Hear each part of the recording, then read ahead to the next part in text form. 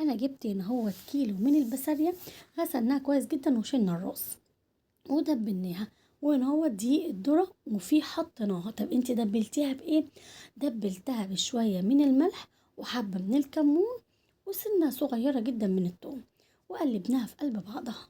وفي دقيق الذرة كدهوت حطيناه كدهوت في قلب طبق، ومسكنا الجمبري بتاعنا وحطيناه فيه. طيب انا ينفع اعمله بالدقيق الابيض؟ هيبقى وحش معاكي، مش هيطلع معاكي كده هوت مقرمش، وهيبقى لازق كده في بعضه، مش هيبقى مفرفط زي ما انت ما شايفه كده هو.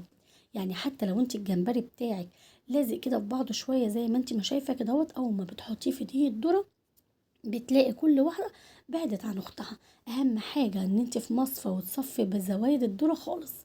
نص كوبايه زيت على النار، وما تكتريش الزيت، هو كده كده ما بيحتاجش زيت كتير. وهنبتدي ان احنا ننزل الجمبري بتاعنا في قلب الطاسه، وهنبتدي كده ان احنا نهزها هزه